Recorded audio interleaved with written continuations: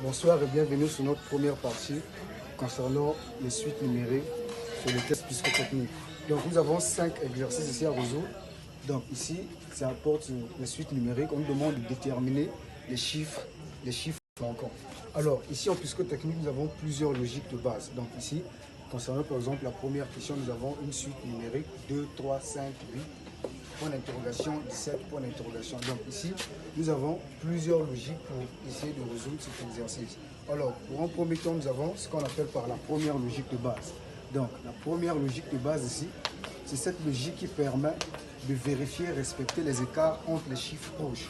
C'est-à-dire, par exemple, on me demande de trouver l'écart qui existe entre 1 et 2. Alors ici, pour trouver cet écart, il me suffit de faire la différence entre la plus grande valeur et la plus petite valeur. Donc 2 moins 1 qui donne 1 comme réponse. Donc en psychotechnique, nous avons les suites croissantes, donc qui vont dans le sens positif, et les suites décroissantes qui vont dans le sens négatif. Donc ici dans mon cas, j'ai une suite croissante parce que le chiffre évolue, j'ai 1, 2. Donc ici, comment faire? On va d'abord déterminer les écarts de toutes ces valeurs. Donc je détermine l'écart qu'il y a entre 2 et 3. Entre 2 et 3, pour trouver l'écart, je fais la différence entre 3 et 2. Donc 3 moins 2, je trouve comme différence 1. Alors vu que ma suite elle est croissante parce que mes valeurs sont croissantes, il y a 2, 3, 5, ainsi de suite. Donc l'écart est de plus 1. Donc ici, de 3 à 5, je fais également la même chose. J'ai l'écart de plus 2.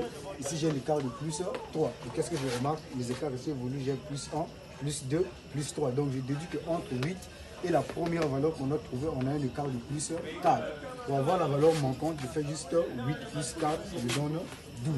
Donc voici ici notre première valeur manquante. Et ici, je dis directement que de 12 à 17, ici, on aura un écart de plus 5. Parce que quand je fais 12 plus 5, je trouve bel et bien 17. Donc de 17 à la dernière valeur à trouver, on aura un écart de plus 6. Quand je fais 17 plus 6, je trouve 23. Donc voici les réponses concernant notre première suite, c'est 12 et 23. Alors, on a une deuxième suite. Ici, qu'est-ce qu'il faut faire? On vérifie également l'écart. On a l'écart de plus 4, de 7 à 11. On a également plus 4. Ça veut dire que de 11 à la valeur qui sera ici, on aura un écart de plus 4.